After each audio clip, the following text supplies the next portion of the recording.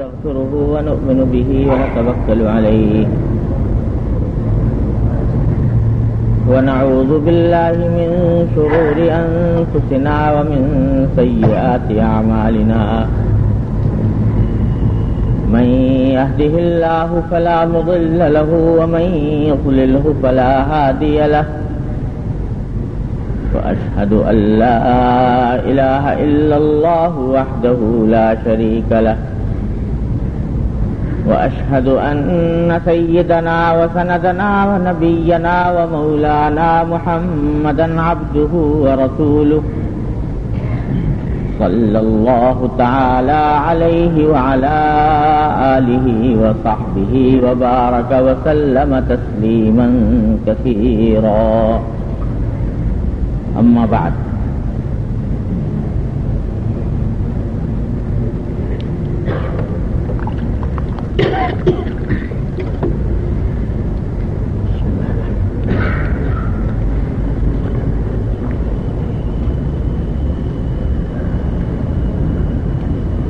یہ ایک حدیث ہے حضرت ابو ہریرہ رضی اللہ تعالی عنہ سے مروی ہے. وہ روایت کرتے ہیں کہ حضور نبی کریم سرور دو عالم صلی اللہ علیہ وسلم نے ارشاد فرمایا کہ المرء علی دین خلیلہ فلینظر احدکم من یخالل. فرمایا کہ ہر انسان اپنے خاص دوستوں کے دین پر ہوتا ہے، اپنے خاص دوستوں کے مسلک پر ہوتا ہے. لہذا تم میں سے ہر شخص کو یہ چاہیے کہ وہ اچھی طرح دیکھے اور غور کرے کہ وہ کس سے دوستی کر رہا ہے.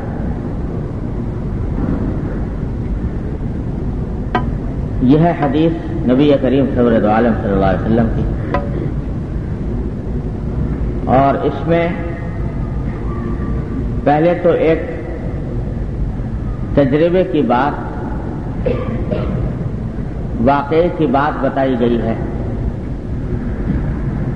کہ انسان اپنے دوستوں کے دین پر ہوتا ہے.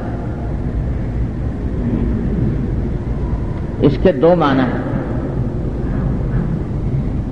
ایک مطلب تو اس کا یہ ہے کہ انسان اپنے دوستوں سے پہچانا جاتا ہے. جس قسم کے اس کے دوست ہوں گے، جن کے ساتھ اس کا رات دن اٹھنا بیٹھنا ہوگا،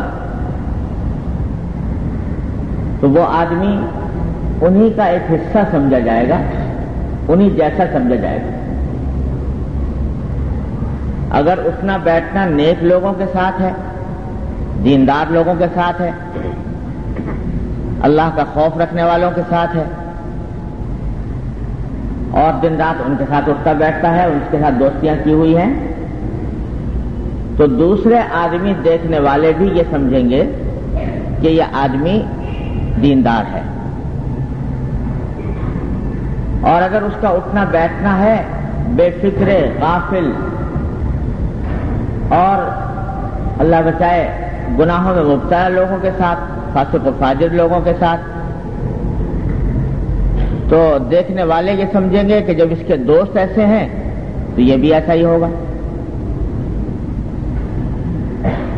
تو انسان اپنے دوستوں کے دین پر ہوتا ہے کہ ایک معنی یہ ہے کہ دیکھنے والا آدمی کے کردار کا، اس کے اخلاق کا، اس کی زندگی کے طریقے کا اندازہ لگاتا ہے اس کے دوستوں سے، اس کی صحبت سے، کس قسم کی صحبت اس نے اختیار کی ہوئی ہے. اگر فرض کرو کہ ایک آدمی ہے، وہ بظاہر دیندار ہے، لیکن دن رات اٹھتا بیٹھتا ہے ایسے بے فکر، غافل، فاسق قسم کے لوگوں کے ساتھ، تو دیکھنے والا یہ سمجھے گا کہ اگرچہ یہ ظاہر میں تو نظر آ رہا ہے نیک اور دیندار، لیکن حقیقت میں اس کی اندرونی کیفیت جو ہے یہ ان لوگوں کے ساتھ ملتی ہے. ایک معنی تو اس کی یہ ہے. دوسرے معنی اس کے یہ ہیں کہ جب آدمی جس قسم کے لوگوں کے ساتھ زیادہ اٹھتا بیٹھتا اور ان کے ساتھ تعلقات قائم کرتا ہے تو رفتہ رفتہ ان کا رنگ اس کے اوپر بھی چڑھتا ہے اور بالآخر یہ بھی ان جیسا ہونے لگتا ہے، چاہے شروع میں نہ ہو، لیکن جب دن رات اٹھتا بیٹھتا رہے گا، انہی کی باتیں سنے گا، انہی کی محفلوں میں بیٹھے گا، انہی کے ساتھ کھائے پیے گا، تو رفتہ رفتہ ان کے انداز فکر کا، ان کے انداز عمل کا رنگ اس کے اوپر بھی چڑھتا جائے گا۔ تو یہ دو مطلب ہیں، انسان اپنے دوست کے دین پر ہوتا ہے، یعنی دیکھنے والا سمجھتا ہے کہ یہ اس کا مسلک بھی وہی ہے، اور دوسرے یہ کہ رفتہ رفتہ یہ بھی انہی کا رنگ اختیار کرنے لگتا ہے۔ لہذا فرمایا کہ فَلْيَنْظُرْ أَحَدُكُمْ مَنْ يُخَالِطُ، تو آدمی کا دوستی کا انتخاب کرتے وقت، دوست کا انتخاب کرتے وقت اچھی طرح چھان پھٹک لو، احتیاط سے کام لو کہ میں کس کے ساتھ دوستی کرنے جا رہا ہوں، کیونکہ بالآخر میرا شمار اسی کے ساتھ ہوگا اور کچھ بعید نہیں کہ اسی کے رنگ میں بھی رنگا جاؤں، اس لیے اچھی طرح دیکھ لو۔ اس حدیث میں حضور نبی کریم صلی اللہ علیہ وسلم نے ہمیں جو ایک بات کی تلقین فرمائی ہے وہ ہے اپنی صحبت کو درست کرنا، کہ اپنی صحبت اچھی کریں، کیونکہ انسان کے اوپر جو چیزیں اثر انداز ہوتی ہیں ان میں صحبت جو ہے وہ انتہائی مؤثر چیز ہے۔ صحبت سے انسان، صحبت کی برکت سے بعض اوقات انسان کتنا ہی غافل بے فکرہ ہو، رفتہ رفتہ اچھی صحبت اور نیک صحبت کے نتیجے میں نیکی اختیار کرنے لگتا ہے۔ صحبت خراب ہو تو کتنا ہی نیک ہے لیکن کسی نہ کسی وقت ان کے طریقے کو اختیار کر لے گا اور برائی کی، کم از کم برائی کی شناخت اس کے دل میں کم ہو جائے گی۔ اسے صحبت کا حکم دیا، اس کو درست کرو۔ قرآن کریم نے بھی بکثرت اس کی تاکید فرمائی ہے، مختلف انداز سے، مختلف اسلوب سے فرمایا کہ یا ایھا الذین آمنوا اتقوا اللہ وکونوا مع الصادقین، اے ایمان والو تقوی اختیار کرو، اور تقوی اختیار کرنے کا طریقہ یہ ہے کہ صادقین کی صحبت اختیار کرو۔ صادقین جو سچے ہوں، بات کے سچے، عمل کے سچے، عقیدے کے سچے، عبادات کے سچے، معاملات کے سچے، یعنی خود متقی ہوں، ان کی صحبت اختیار کرو۔ آج کل ایک مستقل فن بن گیا ہے تعلقات عامہ، پبلک ریلیشننگ، اور یہ ایک مستقل ہنر بن گیا کہ کس آدمی کے تعلقات کتنے زیادہ ہیں، اور ان تعلقات میں بنیادی بات یہ ہوتی ہے کہ کسی بڑے آدمی سے تعلق قائم کیا جائے، اور بڑے سے مراد دین کا بڑا نہیں، بڑے سے مراد مال و دولت کے اعتبار سے بڑا، جاہ و منصب کے اعتبار سے بڑا، حکومت اور ریاست کے اعتبار سے بڑا، اس کے ساتھ تعلق قائم کرنے کی فکر رہتی ہے۔ اور جو آدمی جتنے بڑے لوگوں کے ساتھ تعلقات قائم کرے اتنا ہی بڑا کامیاب سمجھا جاتا ہے تعلقات عامہ میں، اور یہ پتہ نہیں کہ جس بڑے آدمی کے ساتھ تعلق قائم کرنے جا رہا ہوں اس کے دین کی حالت کیا ہے، اور کہیں ایسا تو نہیں کہ اس کے حالات کے ساتھ، اس کے ساتھ اٹھنے بیٹھنے کو زیادہ کر کے میں اپنے دین کو خراب کر رہا ہوں، اس کی فکر نہیں۔ اور بسا اوقات شیطان بھی بہکاتا ہے کہ بھائی ذرا میرے تعلقات اچھے ہوں گے فلاں آدمی کے ساتھ تو میں اپنی بات اس کو کہوں گا اور اپنا رنگ اس کے اوپر چڑھانے کی کوشش کروں گا۔ ابھی خود اپنے اوپر تو رنگ چڑھا نہیں اور دوسرے کے اوپر رنگ چڑھانے کے لیے چل پڑتا ہے، شیطان یہ دھوکہ دیتا ہے۔ نتیجہ یہ کہ وہ کچا رنگ تو اتر جاتا ہے اور ادھر کا رنگ چڑھ جاتا ہے۔ اللہ اکبر۔ حضور اقدس نبی کریم سرور دو عالم صلی اللہ علیہ وسلم کے عہد مبارک میں ایک مرتبہ مشرکین مکہ نے حضور اقدس صلی اللہ علیہ وسلم سے یہ پیغام بھجوایا۔ بڑے بڑے جو سردار تھے قریش کے، بڑے چاہے وہ مجاہ و منصب والے، عزت والے، انہوں نے پیغام بھجوایا کہ کبھی کبھی ہمارا دل میں آتا ہے کہ ہم آ کر آپ کی بات سنیں، دیکھیں تو صحیح کہ آپ کیا کہتے ہیں۔ ہو سکتا ہے کہ بات ہماری سمجھ میں آ جائے، اور سمجھ میں آ گئی تو قبول بھی کر لیں گے، لیکن جس وجہ سے ہم آپ کے پاس نہیں آتے اس کی وجہ یہ ہے کہ آپ کے ارد گرد جو لوگ رہتے ہیں وہ بڑے تھرڈ کلاس قسم کے ہیں، غریب غربا، مسکین قسم کے لوگ، جن کے کپڑے بھی بعض اوقات میلے اور پھٹے ہوئے، جو بوریوں پر بیٹھنے والے، جن کی دنیا کے اندر کوئی قدر و منزلت نہیں، ایسے لوگ، تیسرے درجے کے لوگ آپ کے ارد گرد جمع رہتے ہیں۔ اب ہم اگر آ کر آپ کی مجلس میں بیٹھیں تو یہ ہماری شان کے خلاف ہے، ایسے لوگوں کے ساتھ آ کے بیٹھیں۔ تو اگر آپ یہ کر دیں کہ جس وقت ہم آئیں تو آپ ان کو منع کر دیا کریں کہ بھئی اس وقت تم لوگ نہ آؤ، اور یا یہ کہ ہمارے لیے کوئی الگ وقت مقرر کر دیں کہ اس میں ان کو آنے کی اجازت نہ ہو، ان کو آنے کی اجازت نہ ہو، بس ہم تنہا آپ کے پاس آ کر بات کریں، پھر آپ ہمیں سمجھائیں، اور اگر ہماری سمجھ میں آ گئی بات تو ہم قبول بھی کر لیں۔ یہ پیشکش کی مشرکین مکہ کے سرداروں نے حضور اقدس صلی اللہ علیہ وسلم۔ اللہ، اب حضور اقدس صلی اللہ علیہ وسلم کے سامنے ایک کشمکش آئی۔ کشمکش یہ کہ ایک طرف یہ بات گوارا نہیں کہ یہ پکے سچے مسلمان جنہوں نے اپنی کشتیاں جلا کر میرا ساتھ دیا ہے، اور جن لوگوں نے محض اللہ کی خاطر وہ میری مجلس کے اندر آتے ہیں، میرے پاس آتے ہیں، ان کو یہاں سے ہٹا دیا جائے یا ان کو منع کر دیا جائے کہ آپ نہ آئیں یہاں پر، یہ بات بھی گوارا نہیں۔ دوسری طرف نبی کریم صلی اللہ علیہ وسلم کی شفقت امت کے اوپر ایسی ہے کہ آپ چاہتے ہیں کہ جس کسی کو بھی کھینچ کر جہنم سے نکال لوں اور جنت کے راستے پر لگا دوں تو غنیمت ہے۔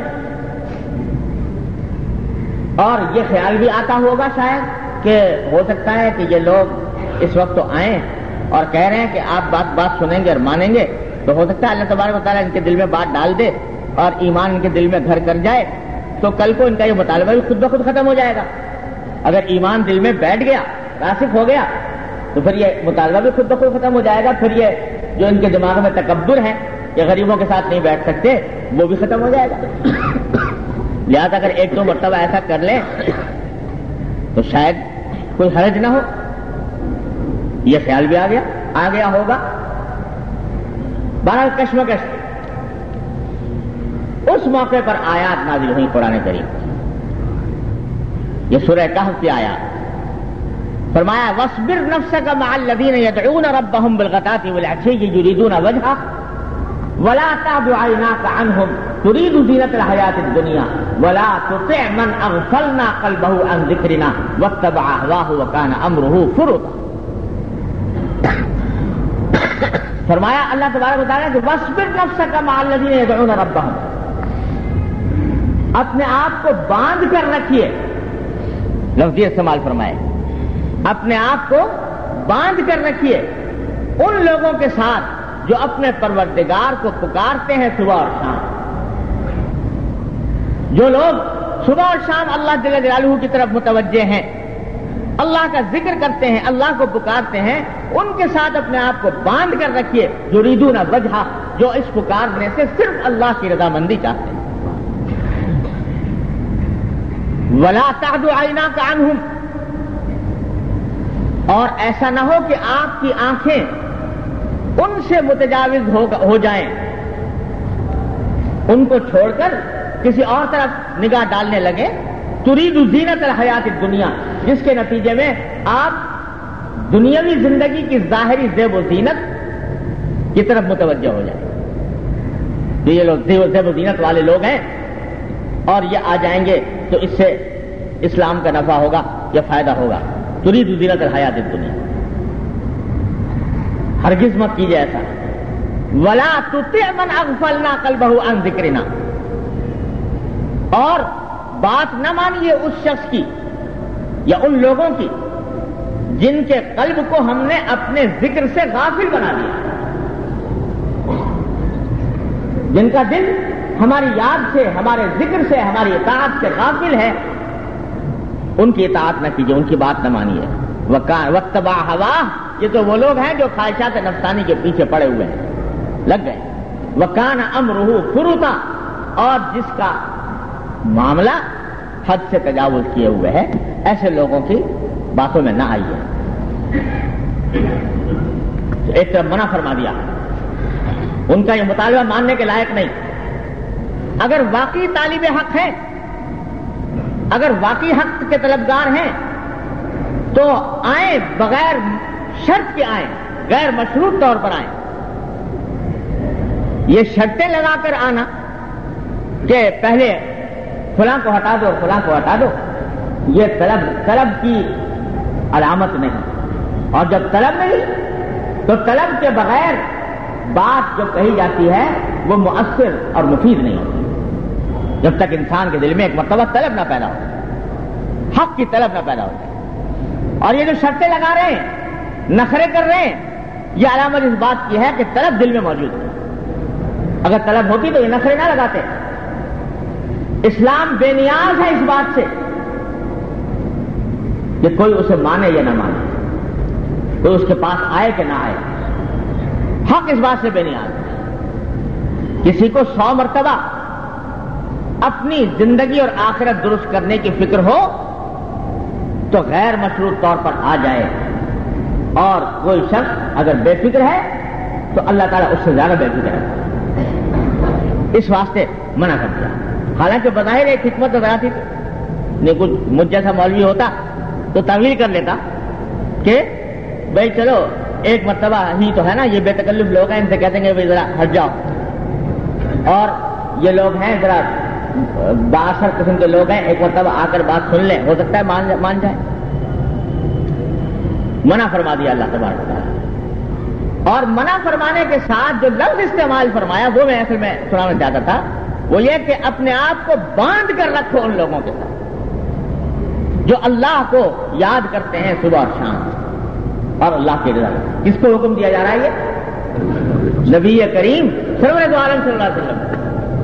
یعنی آپ کو بھی حکم یہ دیا جا رہا ہے کہ آپ اپنی صحبت درست کیجئے، درست رکھیے، کہ ایسے لوگوں کے ساتھ اپنا بیٹھنا رکھیے جو اللہ کی یاد جن کے دلوں میں بسی ہوئی ہے، جو اللہ کی رضامندی کے طلبگار ہیں، جو اللہ کی خوشنودی کے طلبگار ہیں. جب آپ کو یہ حکم دیا جا رہا ہے تو ہمہ شمہ کس شمار کتار میں ہمارے لیے تو بطریق اولا یہ حکم ہوا کہ حق الامکان اپنے آپ کو باندھ کر رکھو ان لوگوں کے ساتھ جو جن کے صحبت درست ہے، جن کے دلوں میں تقویٰ ہے، جن کے دلوں میں اللہ کا خوف ہے، ان کے ساتھ باندھ کر رکھو. کیونکہ صحبت وہ چیز ہے جو انسان کو کہیں سے کہیں پہنچا دیتی ہے. اچھا خاصا آدمی صحبت خراب ہو جائے چند دنوں میں پھسل جاتا ہے. اللہ تبارک و تعالیٰ صحبت میں یہ تاثیر رکھتی ہے. تو اس واسطے یہ قرآن کی آیت اور یہ حدیث ہمیں متوجہ کر رہی ہے اپنی صحبت سے درست کرنے کا، کہ اپنا خصوصی اٹھنا بیٹھنا. دیکھو ایک تو ہوتے ہیں کہ آدمی ضرورت کے تحت کسی سے ملنا پڑ جاتا ہے. ایک آدمی تاجر ہے، اس کو باہر بیٹھ کے اپنا سامان بیچنا ہے، اس میں نیک آدمی بھی آئے گا، فاضل بھی آئے گا، اس کو ہر ایک کے ساتھ کچھ نہ کچھ تعلق قائم کرنا پڑے گا. تو ایک تو یہ ضرورت کا تعلق ہے. کوئی آدمی ملازم ہے، کوئی ملازمت کرتا ہے، اس کا افسر ہے، اس کا ماتحت ہے، وہ ہر طرح کے لوگ ہوں گے، اس میں نیک بھی ہوں گے، بد بھی ہوں گے، تعلقات قائم کرنے پڑتے ہیں، لیکن یہ تعلقات ہوتے ہیں ضرورت کی حد تک، وہ ضرورت کی حد تک تعلقات قائم کرنے میں کوئی مذائقہ نہیں ہے۔ لیکن ایک ہے خصوصی تعلق دوستی کا، اٹھنے بیٹھنے کا، کہ وہ ہم نوالا ہم پیالہ بنے ہوئے ہیں، ان کے ساتھ نشستیں ہو رہی ہیں، ان کے ساتھ گفتگو ہو رہی ہے، ان کے ساتھ علاوہ ضرورت کے اوقات کے بھی ملنا جلنا ہو رہا ہے، وہ ہمارے گھر آ رہے ہیں، ہم ان کے گھر جا رہے ہیں۔ تو یہ تعلقات جو ہیں، یہ خصوصی تعلقات، ان کے بارے میں کہا جا رہا ہے کہ یہ تعلقات ہونے چاہیے ایسے لوگوں کے ساتھ جن کے دل میں اللہ کے دین کی فکر ہے۔ اور دیکھو کوتاہیاں غلطیاں تو کس سے نہیں ہوتی، ہم میں سے کون ہے جو گناہوں سے غلطیوں سے مبرہ ہے، لیکن اصل بات جو دیکھنے کی ہے صحبت کے معاملے میں، یاد رکھیے میں اپنے بزرگوں کی بات بتا رہا ہوں کہ اصل بات دیکھنے کی یہ ہے کہ آدمی کے دل میں دین کی عظمت، محبت، اس کی فکر ہے کہ نہیں۔ فکر بڑی نعمت ہے کہ دل میں ایک فکر ہے، ایک خلش ہے کہ بھائی مجھے دین پر چلنا ہے، دین کے راستے پر چلنا ہے اور مجھے اپنی اصلاح کرنی ہے۔ اگر کبھی غلطی ہوتی ہے تو اس پر ندامت محسوس کرتا ہے، یہ فکر ہے دل میں۔ اور ایک ہے غفلت، العیاذ باللہ، بڑی بلا ہے غفلت، کہ بے فکری سے زندگی گزار رہا ہے، حلال و حرام کی پرواہ نہیں ہے، حرام کام کر رہا ہے اور اس کے بارے میں کبھی حاشیہ خیال میں اس کے بارے میں کوئی ندامت پیدا نہیں ہوتی۔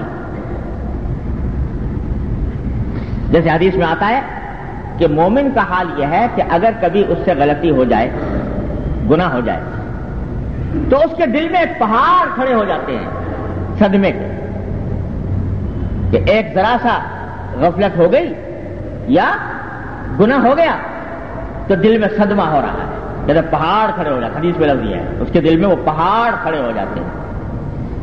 مولانا رومی اس کو فرماتے ہیں کہ گرد باغے دل خلالے کم بود، بر دل سالک ہزاراں کم بود۔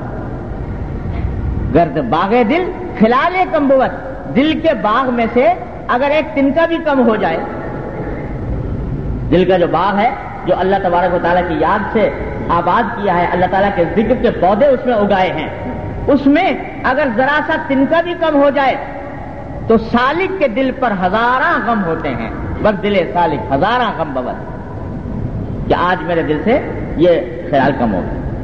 دیکھو ابو طلحہ رضی اللہ تعالیٰ عنہ نماز پڑھ رہے ہیں اپنے باغ کے اندر، اور پرندہ آ کے پھنس گیا درختوں میں، دل میں خیال یہ آ گیا نماز پڑھتے پڑھتے کہ دیکھو میرا باغ کتنا عظیم الشان ہے کہ اس کے ادھر سے لے کر ادھر تک اتنے درخت ہیں کہ پرندے کو وہاں سے نکلنے کا راستہ نہیں مل رہا۔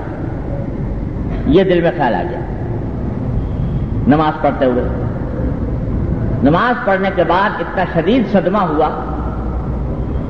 کہ میں نماز تو پڑھ رہا تھا اللہ کے لیے، متوجہ تھا اللہ تبارک و تعالیٰ کی جانب، اللہ تعالیٰ کا ذکر میں مشغول تھا، اور اس پرندے نے اپنی توجہ میری اپنی طرف کھینچ لی تو میرے دل کی دنیا برباد ہوتی۔ گرد باغ دل خلالے کم بود، بر دل سالک ہزارہ غم بود۔ نتیجہ یہ کہ پورا کا پورا باغ صدقہ کر دیا اللہ تبارک و تعالیٰ کے راستے میں، کہ اس نے میری نماز کا ایک لمحہ جو ہے وہ مجھے اللہ کے ذکر سے غافل کر دیا۔ تو مومن کا حال یہ ہوتا ہے۔ اور کافر کے بارے میں حدیث میں فرمایا کہ کافر کا حال یہ ہے، کافر اور فاسق العیاذ باللہ، بے فکر کہ اس کے وہ گناہ کرتا جاتا ہے اور کرنے کے دوران اس کے دل پر ایسے اتنا بھی اثر نہیں ہوتا جیسے کہ مکھی ایک آ کر بیٹھی اڑا دی، بس اس سے زیادہ کوئی غم صدمہ نہیں۔ یہ ہے غفلت کا حال کہ صبح سے لے کر شام تک، شام سے لے کر صبح تک دنیا کے بنانے کے چکر میں لگا ہوا ہے، حلال و حرام کی تمیز نہیں ہے، جائز ناجائز کی فکر نہیں ہے، اور اگر گناہ ہو رہے ہیں تو ہو رہے ہیں، اس کے اوپر کوئی ندامت نہیں، کوئی صدمہ نہیں، اور اعوذ باللہ اس سے بھی آگے بڑھ کر یہ کہ اس کو صحیح ثابت کرنے کی فکر میں، کہ نہیں یہ گناہ کی نہیں ہے، یہ جائز ہے. یہ ہے غفلت. تو غفلت بری بلا ہے. اور اسی آیت میں فرمایا وَلَا تُطِعْ مَنْ أَغْفَلْنَا قَلْبَهُ عَنْ ذِكْرِنَا، اطاعت مت کرنا ان لوگوں کی جن کے دل کو ہم نے اپنے ذکر سے غافل بنا دیا. معلوم ہے غفلت ہے بری بلا. تو غافل لوگ جو ہیں ان کی صحبت بڑی خطرناک ہے. جب ان کی صحبت میں آدمی بیٹھے گا جو غافل ہیں تو اس کے نتیجے میں ان کے عادات، ان کے اطوار، ان کے اخلاق، ان کی فکر منعکس ہوگی اس کے دل کے اوپر.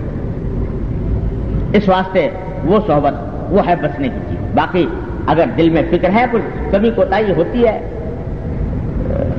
عمل کے اندر، لیکن دل میں فکر ہے، عظمت ہے دین کی، عظمت ہے محبت کی، محبت ہے دین کی، تو ایسے لوگوں کی صحبت اختیار کرنے میں کوئی حرج نہیں جب تک فکر موجود. تو بھائی سب سے بڑی نصیحت جو اس میں نبی کریم صلی اللہ علیہ وسلم نے فرمائی ہے وہ ہے صحبت کو درست کرنا. اور میرے والد ماجد قدس اللہ تعالیٰ سے اللہ تعالیٰ ان کے درجات بلند فرمائے، وہ یہ فرمایا کرتے تھے کہ بھائی صحبت کی درستی کا مطلب لوگ یہ سمجھتے ہیں کہ گھر سے باہر کے جو لوگ ہیں تعلق والے وہ اچھے انتخاب کریں. ٹھیک ہے یہ بات، یہ بھی صحبت کا ایک حصہ ہے، لیکن صحبت درست کرنے کا ایک بہت اہم شعبہ یہ ہے کہ خود اپنے گھر کی اصلاح کی فکر کریں. اس واسطے کہ اگر فرض کرو سب سے بڑی صحبت تو ان لوگوں کی ہے نا جو گھر میں ہیں، بیوی ہے، بچے ہیں، بہن بھائی ہیں، ماں باپ ہیں، جن سے 24 گھنٹے کا رابطہ ہے، 24 گھنٹے کا تعلق ہے. سب زیادہ تو وہ صحبت اثر انداز ہوتی ہے. تو اس واسطے صحبت اس وقت تک اچھی ہو نہیں سکتی مکمل طور پر جب تک آدمی اپنے گھر والوں کی فکر نہ کرے. اس بات کی فکر کرے کہ میری بیوی، میرے بچے، میرے گھر والے یہ بھی دین کے راستے پر آئیں. تو صحبت اسی وقت اچھی ہوگی کہ جب آدمی شروع سے لے کر چلے گا اپنے گھر والوں کو ایک خاص نہج کے اوپر اور ان کی بھی دینی تربیت کرنے کی فکر کرے گا، تو رفتہ رفتہ انشاءاللہ ان کے اندر دین آئے گا اور گھر سے صحبت درست ہونی شروع ہوگی. لہذا اپنے گھر کی فکر کرنے کی ضرورت. یہ بہت سے ایک آج کل خاص طور پر ایک وبا ہے کہ خود تو ہے نمازی، تہجد گزار، وظائف و اوراد کا پابند، بزرگوں سے تعلق، اولاد بالکل دوسرے راستے پہ جا رہی ہے اور جا رہی ہے اس کی پرواہ بھی نہیں ہے، فکر بھی نہیں ہے کہ کہاں جا رہی ہے. اس کی طرف سے غفلت ہے. کبھی بیٹھ کے سمجھاتا نہیں، کبھی بیٹھ کر ان کو تاکید نہیں کرتا. تو یہ بڑی خطرناک بات ہے. ہوگا یہ کہ رفتہ رفتہ اللہ بچائے یہ انہی کا رنگ پھر چڑھنا شروع ہو جائے. ایک صاحب ایک مرتبہ میں شاید پہلے بھی سنایا تھا، مجھ سے کہہ رہے تھے اپنے بیٹے کے بارے میں بڑی خوشی کا اظہار کر رہے تھے کہ میرا بیٹا جو ہے دیکھو اتنی ڈگریاں اس نے حاصل کر لی، اتنا یہ پوزیشن لے لی امتحانات میں اور فلاں جگہ نوکر ہو گیا، یہ ہو گیا، بڑا ذہین ہے، بڑا ڈبیٹر ہے اور یہ ہے اور وہ ہے، جہاں جاتا ہے بڑا استقبال ہوتا ہے. بڑی خوشی سے بتا رہے تھے.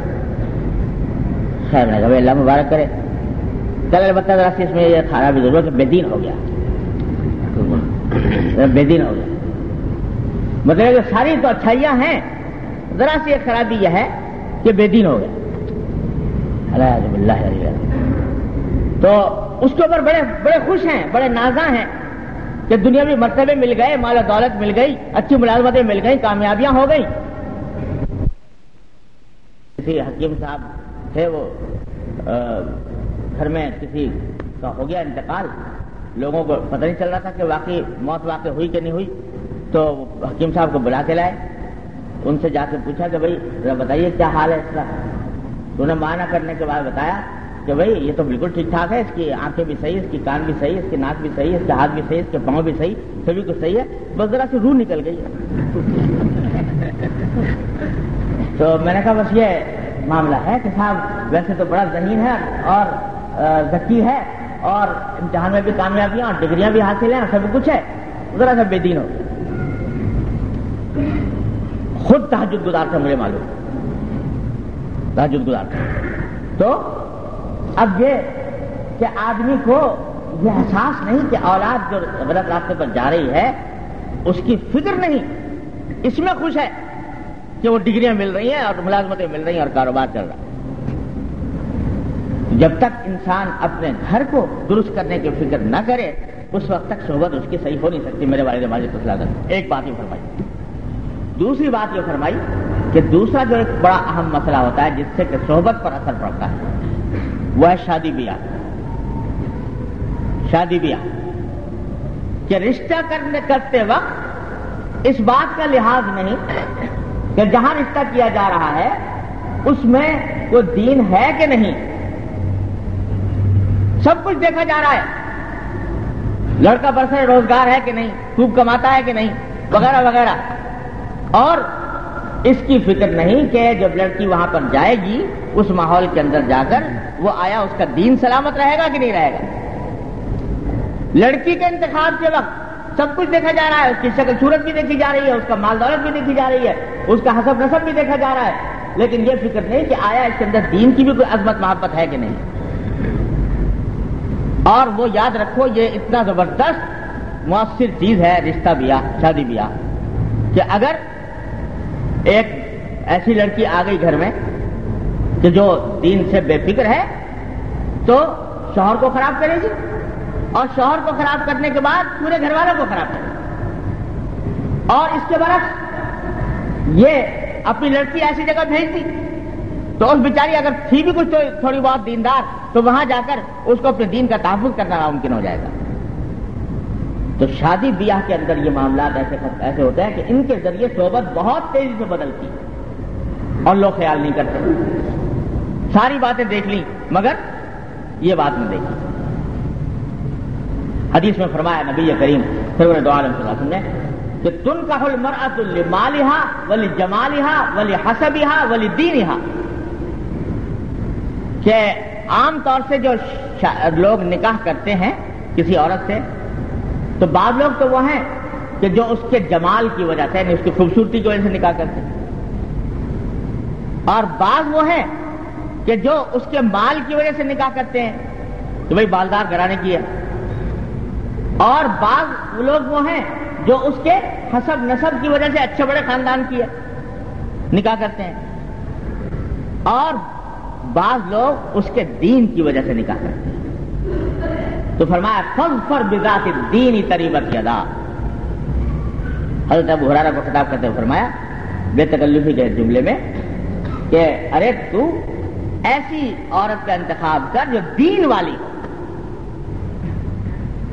اصل بات یہ دیکھ کہ آیا دین اس کے اندر ہے کہ نہیں، اگر دین ہے تو قابل قبول ہے، اور اوصاف بھی ہوں سبحان اللہ بڑی اچھی بات ہے، لیکن اور اوصاف تو ہیں لیکن دین نہیں ہے تو خواہ کتنی وہ خوبصورت ہو اور کتنی مالدار ہو، کتنی صاحب نسب ہو، اس کا کوئی وہ اس کے ہاں اس کی کوئی قیمت نہیں۔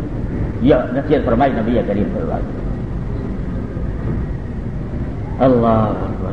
حضرت عبداللہ بن مبارک رحمۃ اللہ علیہ جن کا میں بکثرت آپ کو واقعات سناتا رہا ہوں، بڑے درجے کے اولیاء اللہ میں سے ہیں، محدثین فقہاء میں سے، ان کے والد تھے مبارک نام تھا ان کا، اور وہ غلام تھے، والد غلام تھے اور غلامی کی زندگی گزاری۔ تو ایک مرتبہ ان کا جو آقا تھا یعنی جس کے وہ غلام تھے وہ بڑا مالدار آدمی تھا، اور اس کی لڑکی جو تھی وہ بڑی خوبصورت تھی، حسین اور جمیل تھی اور ہنرمند تھی، اس کے رشتے بھی آتے تھے بہت سے، لیکن کچھ طبیعت کسی طرف جم نہیں رہی تھی۔ تو ایک دن ہی مبارک غلام ان کے پاس بیٹھے ہوئے تھے تو ان سے کہا کہ بھئی رشتے بہت آ رہے ہیں میری لڑکی کے، کیا کروں، کس سے نکاح کروں، کس کا انتخاب کروں؟ تو مبارک نے کہا کہ حضرت بات یہ ہے کہ جو عیسائی لوگ ہیں وہ تو شادی کرتے وقت دیکھتے ہیں عورت کی خوبصورتی کو، اگر عورت حسین جمیل ہے تو بس اس کو پسند کرتے ہیں، اتنا دیکھ کر بس نکاح کرنے کے تیار ہو جاتے ہیں۔ اور جو یہودی ہیں وہ نکاح کرتے ہیں مال کی وجہ سے، کہ عورت اگر جتنی مالدار ہو اتنا ہی ان کی رغبت اس عورت کی طرف زیادہ ہوتی ہے، تو اس سے نکاح کرتے ہیں۔ اور جو مشرکین مکہ ہیں، یعنی ہمارے عرب کے کفار، وہ نکاح کرتے ہیں حسب نسب کی وجہ سے، کہ کوئی جتنا خاندان اونچا ہوگا اتنا ہی وہ عورت کو زیادہ پسند کریں گے۔ اور مسلمان جو ہے اس کا کام یہ ہے کہ وہ بنیادی چیز دیکھے کہ دین کس میں ہے، اور پھر یہ حدیث پر سنائی، میں نے بھی سنائی۔ حضور اکرم صلی اللہ علیہ وسلم نے فرمایا کہ عورت سے نکاح کیا جاتا ہے یا اس کے جمال کی وجہ سے، یا اس کے مال کی وجہ سے، یا اس کے حسب کی وجہ سے۔ تو مبارک نے اپنی طرف سے یہ بات بتائی کہ حضور اکرم صلی اللہ علیہ وسلم نے تینوں فریقوں کا ذہن میں رکھا ہے، کہ نصرانی جمال کی وجہ سے کرتے ہیں، یہودی مال کی وجہ سے کرتے ہیں، اور دوسرے جو بت پرست ہیں وہ حسب نسب کی وجہ سے کرتے ہیں۔ تو ہمیں تلقین یہ فرمائی ہے کہ ہم دین کو ترجیح دیں۔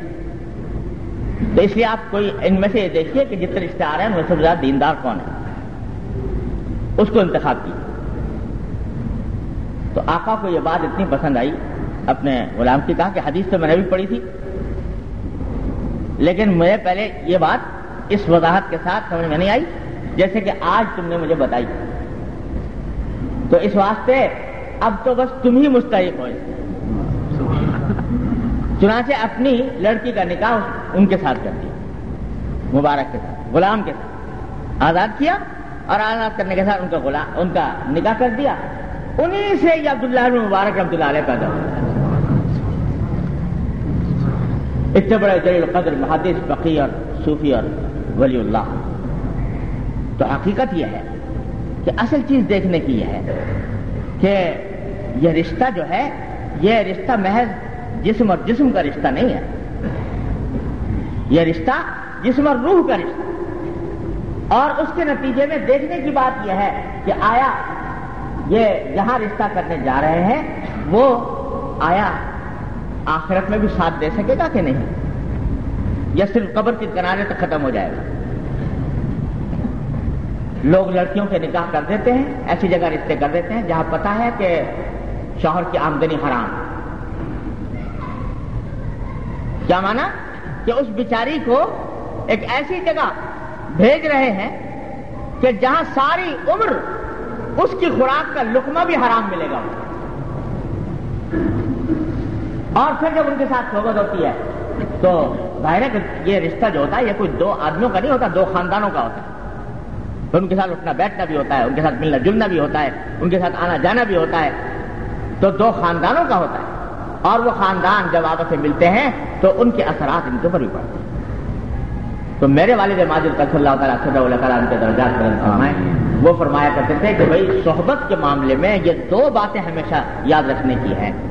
ایک تو یہ کہ خود اپنے گھر کو درست کرنے کی فکر کرو، دوسرے شادی بیاہ کے معاملے میں دین کو مقدم رکھو، اور اس کا طریقہ یہ ہے کہ خود میرے والد صاحب نے ہمارے وصیت نامے کے اندر بھی جو ہمارا نام وصیت نامہ لکھا تھا اس میں بھی یہ وصیت فرمائی ہے کہ کوشش یہ کرو کہ شادی اور بیاہ جو ہے وہ آپس میں جو اپنا ایک حلقہ ہے، یا تو عزیز رشتہ دار یا ایسے لوگوں کا حلقہ جو بہرحال دین کی کچھ نہ کچھ فکر رکھتے ہیں، اس حلقے کے اندر تلاش کرو، باہر جانے کی فکر نہ کرو کہ کوئی باہر جا کر دیکھو، بلکہ اس کے اندر رہو تاکہ یہ سلسلہ جو ہے وہ برقرار رہے۔ اور واقعہ یہ ہے کہ یہ بڑی ضروری نصیحت ہے، کیونکہ اس سے خاندان کے خاندان پلٹ گئے شادیوں کے بعد، والعیاذ باللہ۔ حضور اقدس نبی کریم صلی اللہ علیہ وسلم فرمایا فَلْيَنْظُرْ مَنْ يُخَالِلُ، ہر آدمی کو چاہیے کہ وہ دیکھے کہ کس کے ساتھ دوستی کر رہا ہے۔ جب دوستی کرے گا تو رفتہ رفتہ انشاءاللہ اللہ تبارک و تعالیٰ ایسے لوگوں کے ساتھ جب اٹھنا بیٹھنا ہوگا، صحبت درست ہوگی تو اللہ تبارک و تعالیٰ فضل فرمائیں گے، انشاءاللہ وہ بھی حاصل ہوگا۔ اللہ۔ اور یہ بعض اوقات خیال آتا ہے، ایک نوجوان نے مجھے خط لکھا امریکہ سے، نوجوان ہے وہاں پر تعلیم حاصل کر رہے ہیں، اور بیچارہ مجھ سے تعلق رکھتا ہے، خط و کتابت بھی ہے، نماز روزے کا پابند ہے، اللہ تعالیٰ نے اس کو توفیق دی ہے. ایک دوست مل گیا کلاس فیلو، وہ بیچارہ کچھ آزاد قسم کا آدمی تھا. اس نے سوچا کہ میں یہ سوچ کر کہ الحمدللہ مجھے نماز واز کی توفیق ہو جاتی ہے، چلو یہ آتا ہے تو ذرا اس کو کچھ کہنے سننے کا موقع ملے گا، کوئی بات کہہ دیں گے اس کو تو شاید اس کو بھی توفیق ہو جائے. یہ سوچ کر اس کے ساتھ اٹھنا بیٹھنا شروع کر دیا. جانا آنا بھی ہو گیا، کچھ بیٹھ کے ساتھ ہوٹل میں کھانا کھا لیا، یہ کر لیا وہ کر لیا، تھوڑی سی بے تکلفی بڑھ گئی. یہاں تک کہ ہوا یہ کہ اس نے تو کہنا کچھ شروع کیا لیکن اس کی بات تو چلی چلائی نہیں. ایک دن اٹھا کے اس کو اس نے کہا چلو آج تھوڑا تفریح کرنے چلتے ہیں، اور تفریح کے بہانے لے گیا وہ ایک رقص گاہ میں، جہاں وہاں پر تو یہ رقص وغیرہ کا قصہ ہر وقت چلتا رہتا ہے، وہاں لے گیا. اب یہ بیچارہ دل میں پریشان کہ میں کسی جانے کو تیار نہیں، لیکن اس نے کہا آج تو دیکھ تو لو کہ کیا ہوتا ہے اندر، زبردستی کر کے اندر داخل کر.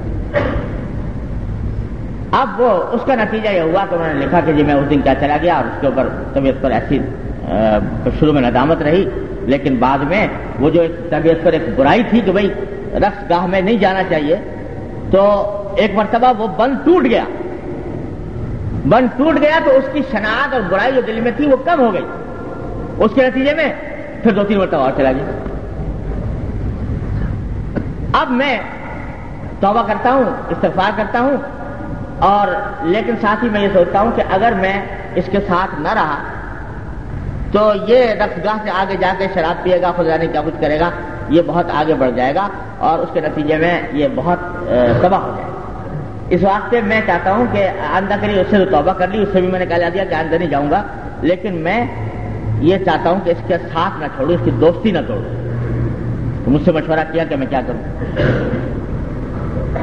تو میں نے اس کو لکھا کہ یہ سب شیطان کا دھوکہ ہے، فوراً اس کے ساتھ دوستی کا تعلق ختم کرو. وجہ اس کی یہ ہے کہ جب تک انسان کے اوپر خود اپنا رنگ نہیں چڑھا ہوا ہوتا تو وہ ایسے لوگوں کے ساتھ اٹھے بیٹھے گا، وہ اپنا رنگ نہیں چڑھا سکے گا، ان کا رنگ قبول کر لے گا،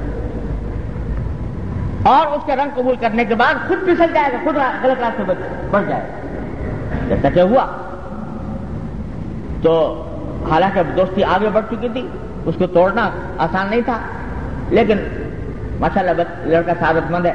تو اس نے جب میں نے لکھا تو اس کے بعد اس نے توبہ کی اور پھر راستہ چھوڑ دیا. اللہ تعالیٰ نے اس کو محفوظ رکھا. لیکن میں بتا رہا ہوں کہ شیطان اس طرح راستے مارتا ہے کہ وہ اس طرح نہیں لے کر گیا کہ گناہ سے کر لو میرے ساتھ چل کے، بلکہ دل میں یہ دائیا پیدا کیا کہ بھائی اس طرح اٹھے بیٹھیں گے تو اس کو بات کہیں گے. لیکن شیطان لگا گیا اس کو چلا. ہاں جب ایک مرتبہ رنگ چڑھ جاتا ہے، اور رنگ نہیں چڑھتا بغیر بزرگوں کی صحبت کے، بزرگوں کے آگے رگڑے کھائے بغیر، پامال ہوئے بغیر رنگ نہیں چڑھتا. جب ایک مرتبہ رنگ چڑھ جاتا ہے تو پھر کسی ماحول میں چلا جائے انسان، وہ دوسرے ماحول پر اثر انداز ہوتا ہے، دوسرا ماحول اس کے پر اثر انداز نہیں ہوتا. حضرت مولانا نانوتوی رحمۃ اللہ علیہ کا قصہ لکھا ہے حضرت تھانوی رحمۃ اللہ علیہ نے. حضرت مولانا محمد قاسم صاحب نانوتوی رحمۃ اللہ علیہ دارالعلوم دیوبند کے بانی، ان کے ایک دوستی ہو گئی ایک ایسے صاحب سے، بالکل آزاد منش آدمی. اس زمانے میں یہ داڑھی تو خیر سب رکھتے تھے، لیکن داڑھی چڑھانے کا رواج تھا. یہ داڑھی چڑھانے کا فیشن تھا، ہندو اور سکھوں کا طریقہ تھا. تو وہ مسلمانوں بھی اختیار کر رکھا تھا، علماء اس سے منع کرتے تھے، وہ داڑھی چڑھاتے تھے، ٹخنوں سے نیچے پاجامہ پہنتے تھے، اور نماز روزے کبھی ایسے ہی کبھی پڑھ لی گنڈے دار، کبھی نہیں پڑھی. اور حضرت نانوتوی کے ساتھ، حضرت نانوتوی ان کے ساتھ اٹھنا بیٹھنا آنا جانا یہ وہ سب چلتا رہتا. لوگوں نے کہا بھی کہ حضرت کیا کوئی انمل بے جوڑ معاملہ ہے، نہ آپ کا ان سے کوئی جوڑ نظر آتا ہے نہ ان کا آپ سے، مگر چلتے رہے. جب سارا سال تک دوستی ہوتی رہی، وہ اپنا طریقہ میں چل رہا ہے، اپنے طریقے میں چل رہا ہے، ان کا اپنا مزاج، ان کا اپنا مزاج، لیکن دوستی چل رہی. آخر کار جب کئی سال گزر گئے تو ایک جگہ حضرت نانوتوی نے فرمایا کہ بھائی میاں، نام مجھے یاد نہیں رہا، میاں فلاں، ایسا کرو کہ آج تم ایسا کرو کہ جو تم اپنا جو یہ سوٹ پہنتے ہو نا، ایک سوٹ ہمیں بھی لا دو. کیوں حضرت؟ کہ بھائی دل چاہتا ہمارا تمہیں دوست، تو دوست ہونے چاہیے ایک جیسے. تو اب خیال آتا ہے کہ ہم ہی تمہاری وضع اختیار کر لیں, ہماری داڑھی چڑھا دو اور ہمیں ایسا جو لباس تم پہنتے ہو ویسے ہمیں بھی لا دو, تو ہم وہ پہن کے تمہارے جیسے ہو جائیں گے, دونوں دوست ایک جیسے ہو جائیں گے. بس وہ لوہا گرم تو ہو چکا تھا, ایک چوٹ لگنی تھی, وہ چوٹ مار دی. اس نے کہا حضرت بس اب اور آگے نہ کچھ فرمائیے, اور زیادہ شرمندہ نہ فرمائیے, بس ہو چکا بہت کچھ.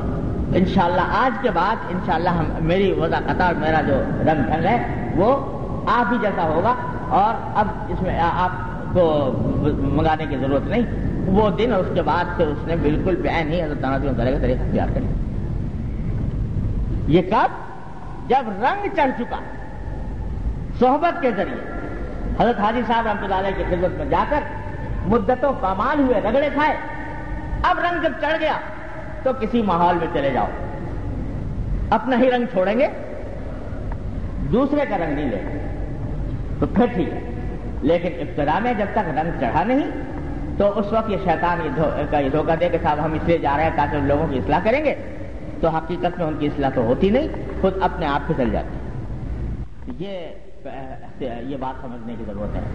تو بھائی اپنا اٹھنا بیٹھنا, بے تکلفی کے تعلقات, اپنے بے تکلفانہ مراسم ایسے لوگوں کے ساتھ رکھنے چاہیے جو اللہ کی یاد رکھنے والے ہوں. اللہ تبارک و تعالی ہم سب کو, مجھے آپ کو سب کو اس کی توفیق عطا فرمائے. کتنی دیر ہے؟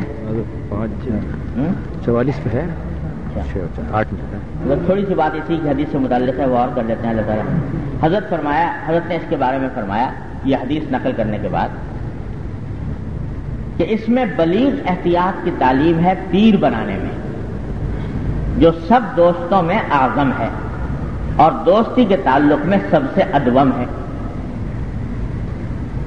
یعنی جو بات میں نے اب تک ذکر کی اس کا حاصل یہ ہے کہ جو اپنے عام دوستانہ مراسم ہیں اس کو درست کرنے کی فکر کرو. یہ حدیث کا ایک حصہ ہے. لیکن اسی جیسے حضرت نے اس بات کو بھی مستمت فرمایا کہ آدمی جب یہ کسی کو اپنا پیر بنائے, شیخ بنائے, کسی سے اصلاحی تعلق قائم کرے, کسی کا مرید بنے, تو پہلے اس کے بارے میں بہت احتیاط کی ضرورت ہے. یہ جو فرمایا فَلْيَنْظُرْ مَنْ يُخَالِلْ, اچھی طرح دیکھ لو کس کو دوست بنا رہے ہو. فرمایا سب سے بڑا دوست تو شیخ ہے, کیونکہ اسی کی اتباع کرنی ہے, اسی کے پیچھے چلنا ہے. تو اچھی طرح خوب دیکھ بھال کر انتخاب کرو کس کو شیخ بنا رہے ہیں. اس واسطے کہ آئندہ ساری زندگی اسی کے مشوروں کے مطابق گزارنی ہے, اس کا رنگ لینے کی کوشش کرنی ہے. دوستوں میں تو بسا اوقات یہ نیت بھی نہیں ہوتی کہ ان کا رنگ لیں گے, لیکن شیخ میں تو اس کے پاس تو جاتا ہی آدمی اس لیے ہے کہ ان کا رنگ قبول کرے. لہذا پہلے اچھی طرح دیکھ لو کہ کس کے پاس جا رہے ہیں. کیا دیکھ لو ذرا سمجھ. سب سے پہلے یہ دیکھو جانے سے پہلے کہ جس کے پاس جا رہے ہیں وہ متبع سنت ہے کہ نہیں, بدعات, شرک اور اس قسم کی لعنتوں میں مبتلا تو نہیں, متبع سنت ہونا چاہیے. پہلی بات. دوسری بات یہ کہ کسی باضابطہ شیخ سے اس کو باضابطہ اجازت ہونی چاہیے بیعت کی, تلقین کی, کیونکہ اگر یہ نہیں ہے تو اس کا معنی یہ کہ اس نے کورس مکمل نہیں کیا. تیسرے یہ کہ اس بات کا تجربہ کیا جائے کہ اس کے پاس بیٹھ کر آیا کچھ دین کی فکر پیدا ہوتی ہے, آخرت کی طرف دھیان قائم ہوتا ہے, اللہ جل جلالہ کی یاد کی طرف دھیان ہوتا ہے یا نہیں. مجلسوں میں جا کے بیٹھو اور دیکھو کہ آیا اس کی مجلس میں یہ بیٹھ کر دھیان اللہ کی طرف اور یوم آخرت کی طرف ہوتا ہے کہ نہیں. اگر ہوتا ہے تو مانا یہ کہ اللہ تعالیٰ نے اس کی مجلس میں یہ تاثیر رکھی ہے تو پھر ٹھیک ہے, فائدہ ہوگا. لیکن اگر گئے اور جا کر کوئی فرق معلوم نہیں ہوتا, آخرت کی طرف توجہ میں کوئی اضافہ نہیں ہوتا, اللہ کی یاد میں کوئی اضافہ نہیں ہوتا, حضور نبی کریم سرور دو عالم صلی اللہ علیہ وسلم کی محبت میں کوئی اضافہ نہیں ہوتا, تو معلوم ہوا کہ یہ کچھ دنیا دار قسم کا آدمی. تو حضرت تھانوی صلی اللہ علیہ وسلم نے یہ 3 معیار بتائے. متبع سنت ہو, نمبر 2 کسی سے باضابطہ اجازت ہو، اور تیسرے یہ کہ اس کے پاس بیٹھ کر، اس کی مجلس میں بیٹھ کر آخرت کی فکر دل میں تازہ ہوتی ہو، آخرت کی طرف دھیان بڑھتا ہو، یہ علامت ہے اس کی قبولیت کی۔ تو ان 3 باتوں کو، پھر چوتھی بات میں اضافہ کرتا ہوں اس کے اوپر، جو میرا اضافہ نہیں ہے، حضرت کی باتوں کا نچوڑ ہے، کہ اس سے استفادہ ممکن ہو۔ ہے تو بڑا شیخ اور یہ ساری باتیں پائی جاتی ہیں، لیکن ہم اس سے استفادہ ہمارے لیے ممکن نہیں، ملتا ہی نہیں، ملاقات ہی نہیں ہوتی، خط لکھو تو خط کا جواب نہیں ملتا، تو پھر یہ محض کوئی رسم تو ہے نہیں کہ ہاتھ پر ہاتھ رکھ لیا اور جنت میں پہنچ گئے۔ یہ تو ایک مرنے جینے کا ساتھ ہے، مرنے جینے کا تعلق ہے۔ ہر بات میں اس سے رجوع کرنے کی ضرورت ہے، ہر بات میں اسے استفادہ کرنے کی ضرورت ہے۔ اگر استفادہ اس سے مشکل ہے یا تو ہو نہیں سکتا، یہ بہت ناممکن ہے، تو پھر اس سے فائدہ نہیں ہوگا۔ اس لیے کہ ضرورت ہے کہ ہر بات ان سے کہو، اپنے امراض بتاؤ، اپنی بیماریاں بتاؤ، اس کا علاج اس سے معلوم کرو۔ اگر وہ آدمی مہیا نہیں ہے، میسر نہیں ہے، تو پھر بھی کوئی فائدہ نہیں ہوگا۔ لہذا یہ چوتھی بات بھی یاد رکھنی چاہیے۔ لوگ بسا اوقات اس کا دھیان نہیں کرتے، ویسے فلاں آدمی ہے، دماغ میں آ گیا کہ اس سے بیعت ہونا چاہیے یا اس سے اصلاحی تعلق قائم کرنا چاہیے، اور بس اڑے ہوئے ہیں اس کے اوپر۔ لیکن یہ پتہ نہیں کہ اس طرح تعلق قائم کرنے سے فائدہ ہوگا نہیں، جب اس سے استفادہ نہیں ممکن ہوگا۔ لہذا اس بات کا لحاظ بھی ضروری ہے۔ تو بھائی ان باتوں کو مد نظر رکھتے ہوئے اللہ تبارک و تعالیٰ اپنے رحمت سے ہم سب کو توفیق عطا فرمائے کہ اپنی صحبت کو نیک بنائیں، درست بنائیں، اپنے گھر کے ماحول کو درست کریں۔ اس کے بغیر خاص طور سے اس دور میں بڑا مشکل ہے، کیونکہ صحبت خراب کی بہتات، جہاں جاؤ خراب صحبت، جہاں جاؤ خراب صحبت۔ تو ایسے ماحول میں خاص طور پر اس کی ضرورت اور بڑھ جاتی ہے کہ آپس میں تعلقات قائم کرو، تعلقات دوستیوں کے آپس میں ہوں جو دین کی فکر رکھنے والے ہیں۔ اللہ تعالیٰ مجھے بھی آپ کو اس کی توفیق عطا فرمائے۔ اللهم صل على سيدنا مولانا محمد وعلى ال محمد كما صليت على ابراهيم وعلى ال ابراهيم انك حميد مجيد. ربنا ظلمنا انفسنا وان لم تغفر لنا وترحمنا لنكونن من الخاسرين.